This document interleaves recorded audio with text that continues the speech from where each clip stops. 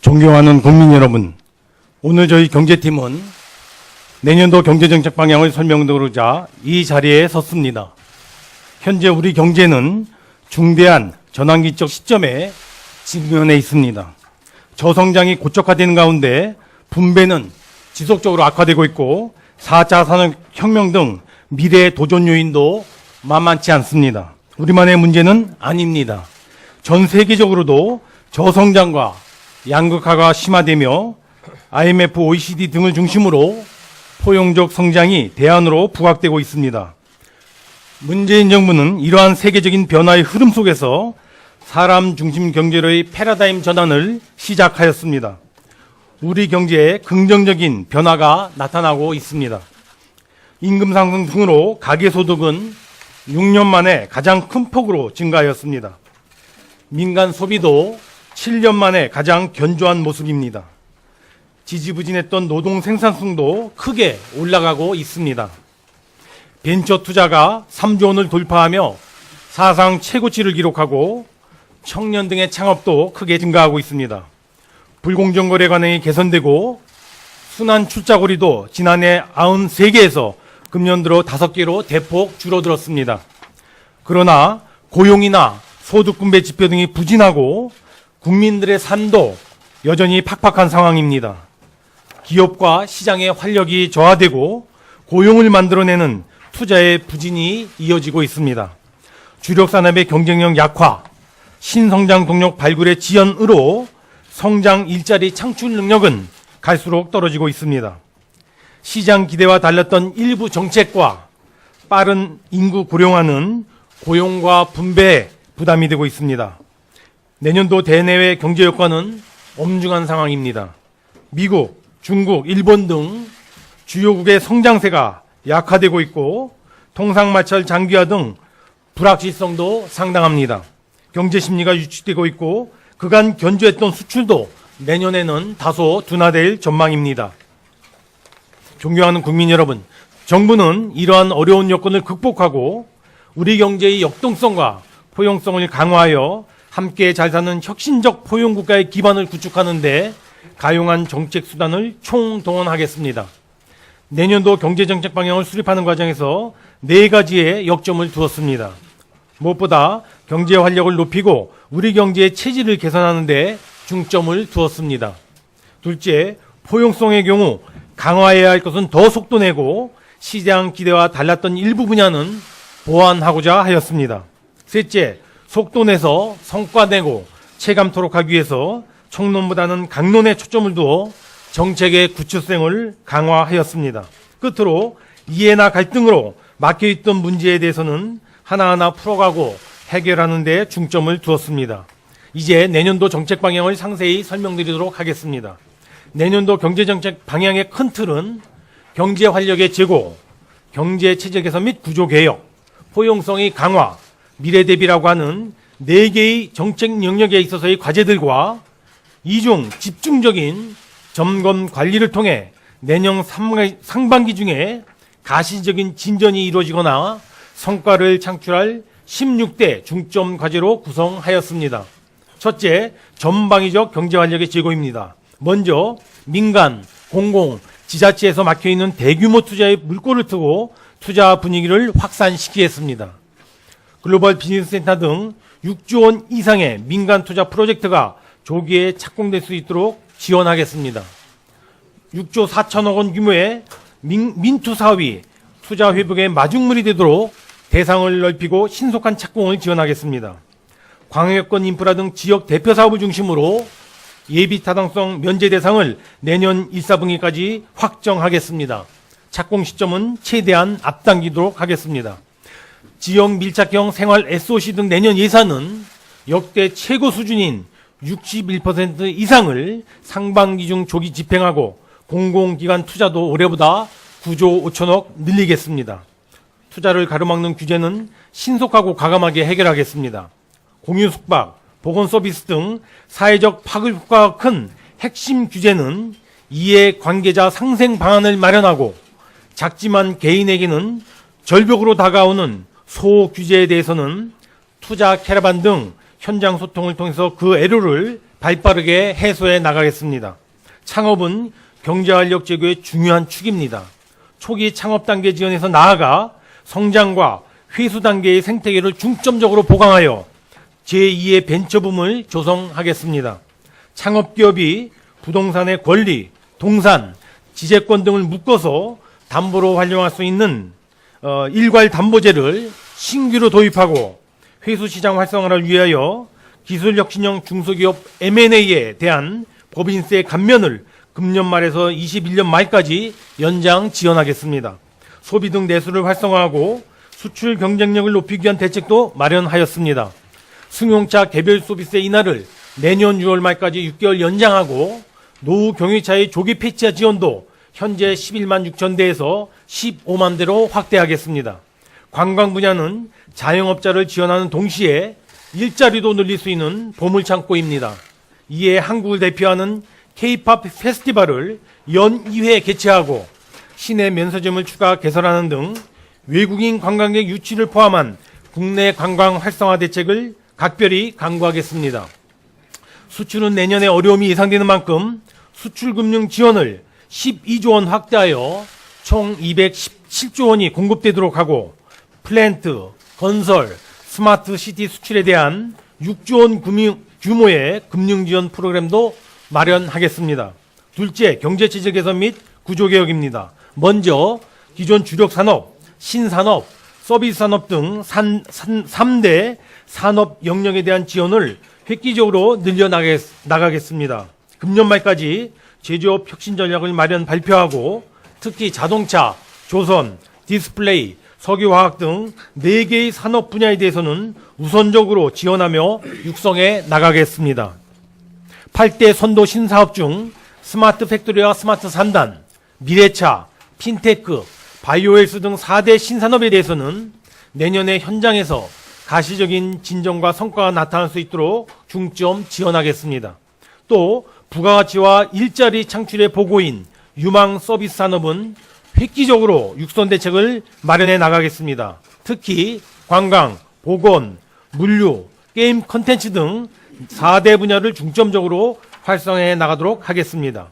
노동시험과 인력 양성 시스템의 혁신도 결코 늦출 수가 없습니다. 고용 안전성을 먼저 강화하면서 직무급 중심으로 공공기관의 임금 체계를 개편하겠습니다. 광주형 일자리를 기반으로 지역 상생형 일자리 모델을 구축 확산시켜 나가고 내년 중에 이러한 모델의 성공 사례가 나타날 수 있도록 적극 지원하겠습니다. 내년에는 이노베이션 아카데미를 신설하고 기업 주도의 직업훈련을 도입하는 것 등을 통해서 4차 산업혁명을 선도할 혁신 인재 양성에 박차를 가하겠습니다. 공정경제는 우리 경제에 있어서 맑은 공기와도 같은 것입니다. 불공정과 불평등이라는 미세먼지를 걷어내기 위해 불공정 거래의 근절, 기업 지배구조의 개선, 대중소기업 상생연명 확산 등 공정경제의 핵심 과제들을 중단 없이 지속 추진해 나가겠습니다. 셋째, 우리 경제사회의 포용성 강화입니다. 포용성의 경우 사회안전명 강화 등은 더 속도를 내고 시장 기대와 달랐던 일부 정책은 보완해 나가겠습니다. 아동수당 대상은 만 7세 미만 취약전 아동으로 확대하고 기초연금은 소득 하위 20% 어르신께 내년 4월부터 25만 원에서 30만 원으로 인상 지원하겠습니다. 사회안전망을 보다 두텁고 촘촘하게 하기 위해 한국형 실업부조가 2020년 본격 실행될 수 있도록 그 기반을 구축해 나가겠습니다. 영세 자영업자는 카드 수수료 인하 등 경영 부담을 대폭 낮추고 채무 재조정, 조세 체납금에 대한 부담 완화 방안도 마련하겠습니다. 최저임금은 일자리 안정자금, EITC 지원 등을 통해 연착륙을 지원하고 이와 함께 최저임금 결정의 객관성과 예측 가능성을 높이기 위해 최저임금 결정 구조 개편을 2월 말까지 마련하겠습니다. 2020년 최저임금은 개편된 결정구조화에서 시장의 수용성, 기업주의 지불 능력, 경제적 파급 역량 등을 종합적으로 고려하여 결정되도록 최대한 노력하겠습니다. 근로시간 단축과 관련해서는 그 기조는 유지하되 현재 논의가 진행 중인 탄력 근로제 단위기간 확대가 늦어도 내년 2월까지는 마무리되도록 노력하겠습니다. 그리고 이때까지 현재 적용 중인 계도기간을 추가 연장하는 것도 검토하겠습니다. 마지막으로 미래 대비 투자 및 준비입니다. 우리 다음 세대를 위한 준비, 미래를 위한 대비 등은 지금 우리가 해야 될 과제입니다. 먼저 4차 산업혁명의 주역이 될 핵심 기술이 확실히 확보될 수 있도록 이에 대한 R&D 투자를 대폭 확대 지원하겠습니다. 5G, AI, 데이터 등 R&D를 통해 확보된 첨단 기술이 산업 분야에 접목 융합될 수 있도록 융합 생태계의 구축에도 더 속도를 내겠습니다. 내년 중 국토, 교통 등 분야별 빅데이터 플랫폼을 구축하고 수소 기반 시범 도시를 세계에 조성하는 것이 그 대표적인 예가 될 것입니다.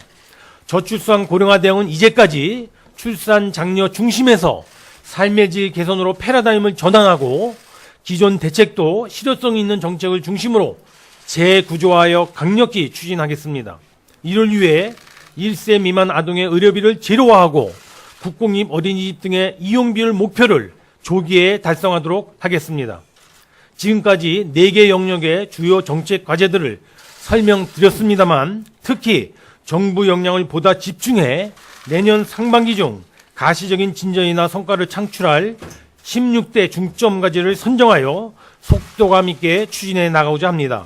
먼저 기업 투자, 민자 투자, 공공 투자, 재정 프로젝트 등 4개의 빅 프로젝트와 공유 숙박, 보건 의료 서비스, 상생형 지역 일자리, 혁신형 고용 안정 모델 구축 등 4대 빅딜 과제, 그리고 기존의 주력 산업, 신산업, 창업, 서비스 산업 등 4대 산업 영역에서의 산업 혁신, 그리고 서민 자영업자에 대한 지원 등 3개의 안전망 강화 조치와 최저임금 정책 보완으로 구성된 4개의 포용성 강화 과제에 대해서는 집중 점검하고 각별히 관리해 나가도록 하겠습니다. 존경하는 국민 여러분, 정부는 내년도 성장률을 금년과 유사한 2.6 내지 2.7%로 그리고 신규 취업자 증가는 금년보다 5만 명 늘어난 15만 명 수준으로 목표 삼았습니다. 경제 상황이 적어도 금년 수준 이상으로 개선될 수 있도록 최선의 노력을 다하겠습니다. 이와 함께 우리 모두가 함께 잘 사는 혁신적 포용국가를 구현하는 데 진력해 나가도록 하겠습니다. 경제팀 모두가 시장과 기업의 의견을 귀하게 경청하고 현장과의 소통 노력도 그 어느 때보다 강화하겠습니다. 정부부터 할 수 있는 모든 노력을 다하겠습니다. 하지만 정부의 노력만으로는 부족합니다. 가계와 기업, 국회와 언론, 노동계 등 모든 경제 주체가 힘을 모아야 합니다. 사회적 대화와 소통, 타협과 양보를 통해 윈윈할 수 있는 상생의 길을 열고 우리 경제를 한 단계 더 도약시키는데 모두가 동참해 주실 것을 간곡히 부탁드립니다. 감사합니다. 지금부터 기자 질의응답 시간을 가지도록 하겠습니다. 질문하실 기자는 손을 들어주시기 바랍니다. 제가 지목하면 소속과 이름을 말씀해 주시고 질문해 주시기 바랍니다. 연합뉴스의 김경윤 기자님. 네, 연합뉴스 김경윤입니다. 내년도 경방 내용 보면은 경제 활력 제고에 방점이 찍혔는데요. 그간 정부가 소득주도 성장을 강조한 것과 비교했을 때 정책 우선순위에서 변화가 있는 것인지, 만약에 그렇다면 그 배경은 무엇인지 궁금합니다. 예, 정부의 정책 기조는 소득주도 성장, 혁신 성장, 공정경제라고 하는 3축이 잘 녹아있는 함께 잘 사는 포용 국가가 정부의 정책 기조입니다. 또 여기 이 3축 모두 매우 중요한 정책 아젠다 영역들입니다. 그래서 다만 최근의 어려운 경제 여건을 감안해서 정부가 투자 확대 등 경제 활력을 제고하는 데 1차적인 정책 역량을 집중한다는 그런 취지로 이러한 정책 의지를 봐주신 거로 보면 되겠습니다. 소득주도 성장의 경우에는 취약계층에 대한 소득 지원 강화라든가 또는 사회 안정망을 보강하는 것 등 내년도 예상에 반영되어 있는 소득주도 성장 사업들에 대해서는 좀 더 속도를 내면서 보강해 나갈 것입니다. 다만 아시는 것처럼 시장에서 그동안 다소 정책 속도가 빠르다고 우려를 줬던 최저임금이라든가 일부 정책에 대해서는 아까 보고드렸던 대로 정책을 좀 조정 보완해 나감으로써 이와 같은 포용 정책의 효과를 조금 더 높여나가겠다는 그런 뜻이었다는 점을 말씀을 드립니다. 예, 다음 질문 받도록 하겠습니다. 한국경제 이태용 기자님. 네, 한국 규제 혁신 관련해서 질문드리겠습니다. 보면은 승차 공유 관련해서요. 카풀이란 단어는 빠지고 카쉐어링 내용만 나와 있고요. 그리고 의료 규제 개혁 관련해서도 비대면 모니터링만 나와 있고 원격 의료 같은 거는 나와 있지 않은데 혹시 왜 빠졌는지 그리고 또 그런 것들 어떻게 좀 플랜이 돼가고 있는지 좀 설명해 주시기 바랍니다. 예, 지금 말씀 주셨던 핵심적인 규제, 사회적으로 파급 역량이 있는 그러한 사안에 대한 규제 혁파는 경제 활력 제고로 해서 매우 중요한 사안입니다. 이 과제와 관련돼서는 제가 보건대 두 가지가 중요한 것 같습니다. 사회적 대화를 하는 거와 또 서로 이해관계자에 대한 상생 방안을 마련하는 것이 이와 같은 핵심 규제에 대한 혁파를 진행하면서 굉장히 중요한 요소라고 생각을 합니다. 원격 의료의 경우에는 일단 굉장히 제한적으로 일단 접근을 하고자 합니다. 먼저 오지에 있는 장병이라든가 또는 도서 벽지에 있는 주민들 또는 원형 어선을 탄 선원들과 같이 의료 접근성이 굉장히 제약돼서 시급하게 이와 같은 원격 의료가 도입이 되어야 될 그러한 의료 취약 대상부터 먼저 도입해 나가고자 한다는 말씀을 드리고요. 이 이외에 본격적인 의사 환자 간의 어떤 원격 의료 문제에 대해서는 이 의료 접근성 강화라는 측면에서 단계적으로 검토가 이루어질 거로 그렇게 생각이 됩니다. 카풀에 대해서는 정부도 카풀에 대해서는 꾸준히 택시 노조들과 협의를 해왔습니다만은 최근에 1년에 안타까운 사건 때문에 제가 보기에는 논의가 주춤하면서 논의가 진행되고 있는데요. 이 사안에 대해서는 우리 국토부 장관님께서 추가적으로 한번 좀 말씀을 주셨으면 합니다. 카풀에 대해서는 부총리께서 말씀하신 것처럼 각 부분 간의 대화가 굉장히 중요하다고 생각이 됩니다. 저희 부에서 지난 7월부터 수십 차례의 각 부분과의 대화를 진행해 왔습니다. 그런데 최근 들어서 일련의 사건 때문에 대화가 잠시 지금 중단되어 있는 상태인데요. 그럼에도 불구하고 지금 오늘도 저희 부에서 택시 노조 쪽에 또 사람을 만나러 갔고 그래서 계속해서 대화를 진행시켜서 사회적 대타협으로 모두가 수용할 수 있는 방안을 찾아내어서 택시 노동자들의 처우의 문제라든가 시민들의 편익의 문제 이런 것들이 해결될 수 있는 공통분모를 찾아내도록 그렇게 하겠습니다. 네. 제가 좀 보완 말씀을 드리면은 저희가 16대 중점 과제 중에 두 번째 빅딜 과제라고 4개 영역이 있습니다. 이 빅딜 과제를 저희가 다루면서 아까 제가 모두에 말씀드렸던 것처럼 사회적 대화 타협 그리고 이해관계에 대한 상생 방안 이 두 개가 전제되면서 진행해 나갈 것이라는 점을 명확하게 말씀을 드립니다. 예, 그다음 질문 받도록 하겠습니다. 뉴스원의 박정환 기자님. 네, 뉴스원 박정환 기자입니다.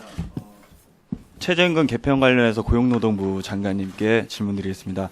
일단 결정구조 개편이 좀 어떤 방식으로 진행되는지 궁금합니다. 이제 구간설정위원회를 두게 되는 것인지 그리고 만약에 그렇게 된다면은 최저임금 결정 측면에서 좀 어떤 장점이 있을 것인지 궁금하고요. 그리고 공론화 과정을 거친다고 했는데 이 공론화 과정을 어떤 방식으로 좀 거치는 건지 궁금합니다.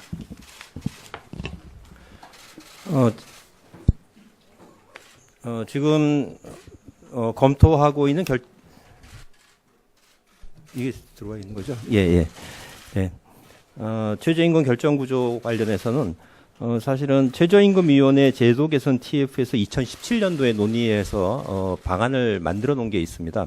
거기에 보면 구간설정위원회를 구성해서 구간설정위원회는 전문가로도 구성되어 있는 위원회고요. 그 위원회에서 최저임금의 상한 구간을 설정을 하고 그러면 그 상한 구간을 가지고 최저임금위원회에 있는 노사 공익위원들이 심의하는 그런 구조가 되겠습니다. 저희가 이 최저임금위원회 제도개선 TF에서 제안한 안을 기반으로 해서 공론화 과정을 거치면서 좀 정부의 그 제도 개편안을 확정지어갈 예정입니다.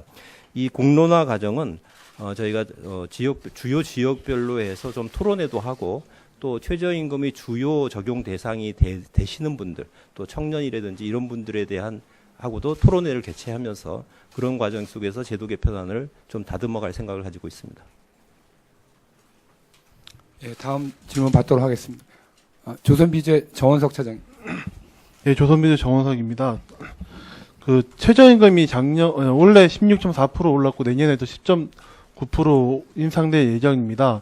그 정부는 그 최저임금 인상이 고용시장에 미치는 충격을 좀 완화시키기 위해서 작년에 그러니까 올해 일자리 안정자금 3조 원을 조성했고 내년에도 계속 이어갈 예정인데요.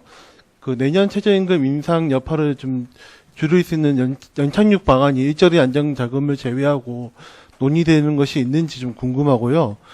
그 최근 들어서 우려가 최저임금 인상으로 인해서 내년에도 고용이 여전히 좀 부진할 수 있다 이런 우려가 많이 나오는데 오늘 장관 회의에서 이런 우려에 대한 좀 논의들은 없었는지 궁금합니다. 예, 제가 설명을 드리겠습니다. 먼저 내년도 최저임금 인상과 관련돼서 아무래도 저희 경제팀에서도 영향이 있을까봐 우려를 갖고 있습니다. 그래서 아까 말씀 주셨던 일자리 안정자금도 내년도에 2조 8천억 원이 확보가 되어 있고 특히 가장 많은 분들에게 이와 같은 일자리 안정자금이 지원될 수 있도록 지원 기준 같은 것도 또는 지원 폭도 많이 올렸다는 말씀을 드립니다. 이외에도 EITC 같은 경우가 금년 예산 규모에 비해서 한 3배 정도 늘었습니다.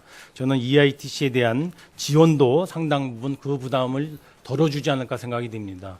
아울러서 몇 차례에 걸쳐서 저희가 한 5차례에 걸쳐서 자영업 지원 대책을 마련해 왔습니다마는 이렇게 어려움을 겪고 있는 자영업자에 대해서 추가적으로 지원할 대책들을 모아서 아마 제가 보기에 조만간에 이 자영업 지원 대책이 발표될 예정으로 있습니다. 발표될 정책에도 지금 그와 같은 최저임금에 따른 영향이라든가 또는 영세 자영업자를 지원할 수 있는 여러 조치들이 포함되어 있다는 말씀을 드리고요. 한 가지 이 일자리 안정자금과 연계해서 또 효과를 발휘할 수 있는 것이 사회보험에 대한 그 가입을 지원하는 두리누리 사업의 경우에 금년도에 한 9천억 정도를 지원했습니다만 내년도에 약 1조 3천억 정도로 크게 재원을 확보해서 이와 같은 측면 제도할 예정이라는 점을 말씀을 드리고요. 이것도 부족해서 지금 범부처적으로 추가적으로 이 최저임금 인상에 따른 여파를 최소화할 수 있는 여러 가지 대책들을 추가적으로 강구하고 있다는 말씀을 드립니다. 예, 다음 질문 받도록 하겠습니다. 네, 저 연합뉴스 영문의 김광태라고 합니다. 우선 3가지 질문이 있는데요. 기재부 장관님께는 그 내년 그 성장률 전망 2.6, 6.7이 보통 보면은 그 이제 시간이 지날수록 이제 몇 개월 후에 하향 조정하고 이럴 가능성이 있는데 혹시 뭐 이렇게 하향 조정될 가능성이 있는지 하고요. 그 산자부 장관님께는 한국 러시아가 그 서비스 투자 FTA 협상 개시를 한다고 했는데 언제 정도로 협상을 보시는지 하고 언제로 혹시 협상 종료 정도로 보시는지. 그 3번째 질문은 그 건교부 장관님께 있는데요. 그 지난번 말씀하실 때 우버 도입은 반대한다 말씀하셨는데 그 이제 그 카풀에서 그 시간대가 만약에 배제되면 그게 약간 우버 기본 서비스인 우버 X 같은 건데 일부 사람들 같은 경우는 그걸 선호하는 사람도 있고 서울이 이제 기본 서비스인 우버 X가 안 되는 그 몇 나라 중에 하나인데 이런 게 계속 그 규제의 대상이 돼가지고 우버 X 같은 건 이제 그 계속 한국에서는 못하는 건지 궁금합니다. 고맙습니다. 예, 제가 먼저 말씀을 드리겠습니다. 아까 내년도 경제 성장 전망 2.6 내지 2.7%의 하향 조정 가능성을 여쭤주셨는데요. 일단 이 2.6 내지 2.7%로 레인지로 드린 이유는 금년도도 그렇고 내년도도 그렇고 경제의 불확실성이 상당 부분 많이 존재한다는 전제하에서 이와 같이 레인지로 설정했다는 말씀을 드리고요. 이 2.6 내지 2.7에는 상당 부분 정부가 반드시 경제 활력을 높이고 해서 경제 치질도 개선해서 그와 같은 효과로 성장률 견인도 하겠다는 정책 의지도 상당 부분 많이 반영되어 있다는 말씀을 드립니다. 지금 상황에서 이 2.6 내지 2.7%가 하향 조정될 여지에 대해서는 그럴 단계가 아니라는 말씀을 드리고요. 그는 내년도 경제 여건의 진행 상황을 보아가면서 할 수 있는 상황이지만 저로서는 당초에 저희가 전망했던 이 2.6 내지 2.7%가 최저한으로 그렇게 달성될 수 있도록 최대한 노력을 하겠습니다. 한러 그 서비스 FTA 협상과 관련돼서는 지난 정기 국회 중에 그 한러 FTA 서비스 협상과 관련 국회 보고와 기타 법정 관련된 조치를 그 금년 중에 완료를 하고요. 그 내년 중에 그 빠른 시일 내에 그 러시아 측과 그 협상을 개시하도록 할 계획입니다. 협상 개시를 거쳐서 양국 간에 가능한 한 빠른 시일 내에 협상이 타결될 수 있도록 최선의 노력을 다할 계획입니다. 이 한러 서비스 협정 FTA가 그 제고난 다음에 그 다음에는 우리 상품 분야에도 그 이 FTA가 확대될 수 있도록 그러한 그 일정과 또 전략을 가지고 추진토록 하겠습니다.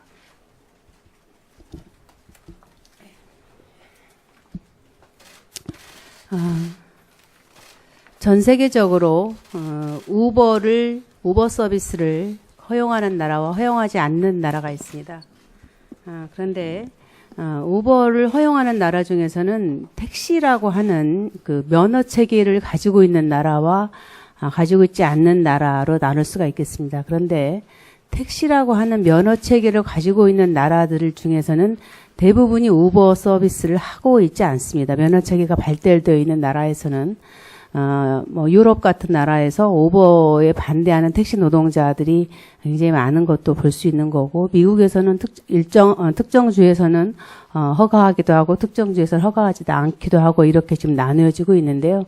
공동적으로 나타나는 현상은 이 얘기하기 전에 잠깐 좀 정리를 먼저 할게요. 여기서 우버라 함은 두 가지 특징이 있다고 생각이 됩니다. 먼저 개인이 자가용을 가지고 면허가 없는데 택시처럼 운행한다라는, 돈을 받고 운행을 한다라는 면이 한 면이 있고요.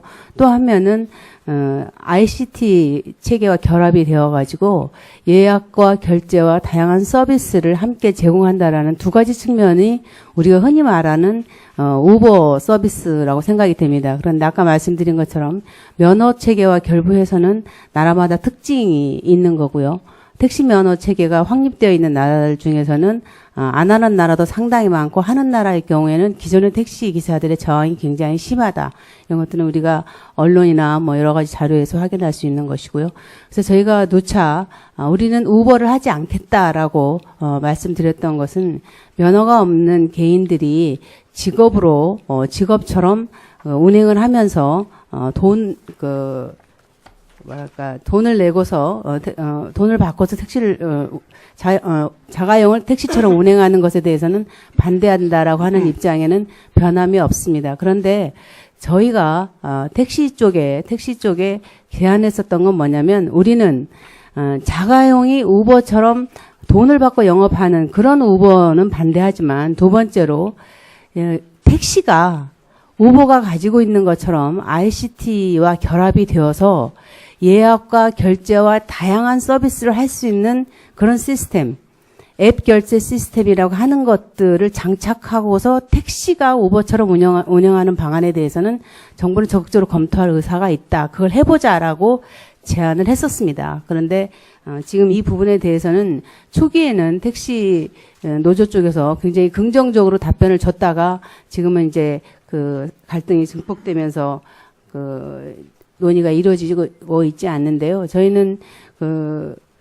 한편에서는 말씀드린 것처럼 택시가 우버가 가지고 있는 것처럼 IT와 결합해서 다양한 서비스를 할 수 있는 것으로 택시 서비스 자체가 고도화되는 것이 지금의 택시 문제를 푸는 데 있어서 굉장히 중요한 방법이라고 생각을 하고요. 또 한편에서는 택시 노동자의 처우 개선을 위해서 완전 월급제 같은 것들이 시행되어야 된다고 생각을 합니다. 그리고 일부에서 저희 요구하는 것처럼 카풀을 일정한 정도의 시간이나 그 이외라고 저희 회수 제한을 했었는데 이 틀 안에서의 카풀을 허용하는 것도 지금의 택시가 그 시간대별로 수요와 공급에 있어서의 굉장히 큰 그 격차를 보이고 있습니다. 이런 문제들을 해결하는 데 있어서는 필요하지 않나 이렇게 생각을 하고 양쪽 모두 의견을 제시해 놓고 있는 상태이고 아직 이것을 논의하기 위한 테이블로 돌아오지 않았기 때문에 더 구체적인 논의가 진행되고 있지 못하다고 말씀드리겠습니다. 예. 예, 시간이 좀 된 것 같은데 마지막으로 질문 하나만 더 받도록 하겠습니다. KBS의 박종훈 기자님. 지금 우리나라 경제의 역동성이 크게 떨어졌다는 지적을 하면서 흔히 나오는 게 우리나라에서 최근 창업해서 10대 그룹이 되거나 그런 기업이 하나도 없다는 건데요. 근데 우리나라 따져보면 뭐 초기 창업 자금이라든가 창업 시스템이 문제 있다고 하는 사람은 거의 없거든요. 가장 큰 문제는 스케일업 하는 과정에서, 즉 규모를 확대해 나가는 과정에서 대부분 벤처기업들이 다 탈락을 한다는 겁니다. 그래서 여기서 지금 오늘 발표하실 때 생태계를 중점 육성한다고 하셨는데 어떤 보관으로 앞으로 새로운 창업기업이 앞으로 미래를 이끌어갈 수 있는, 선도할 수 있는 기업으로 만들어갈 수 있는 그런 보관이 있는지 그게 궁금합니다. 예. 아까 제가 발표드렸을 때도 이제까지 창업과 관련돼서는 초기 창업, 스타트업에 대해서는 정부가 집중적으로 많이 지원을 해왔습니다. 내년에는 정부가 창업 생태계 중에서 데스밸리를 지나는 그 과정, 그리고 데스밸리를 지나서도 스케일업하는 그 과정하고 그 다음에 회수하는 과정, 회수 단계, 이 두 단계에 집중적으로 정책 지원을 해서 소위 창업 생태계가 창업되고 스케일업되고 엑시트 스트래티지가 완성되도록 하는데 중점을 두려고 하고요. 그런 일환으로 아까 보고 드렸던 것처럼 이 성장 단계에 있는 창업을 위한 자금 지원 방안을 여러 가지 강구를 할 것입니다. 그 두 번째가 그 동산이나 채권, 지식재산권 등을 묶어가지고 담보를 해서 활용할 수 있도록 하는 이와 같은 일괄 담보제도 내년도에 새로 도입하게 되는데요. 그것도 마찬가지로 그와 같은 자금을 확보하는 데 기여할 수 있을 걸로 생각이 듭니다. 그리고 이제까지 기술금융을 확대해 왔습니다만은 각별하게 내년도에는 아까 말씀드렸던 성장 단계에 있는 창업 기업들이 좀 살아남을 수 있도록 이와 같은 기술 금융 지원도 좀 강화될 수 있도록 해 나갈 예정입니다.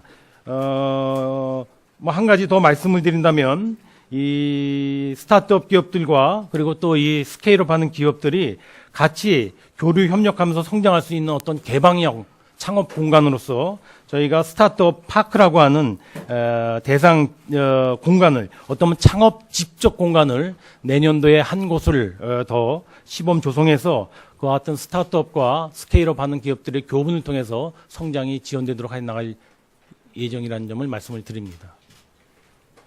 예, 감사합니다. 그러면 이것으로 관계부처 합동 브리핑을 마치도록 하겠습니다. 감사합니다. 예, 감사합니다.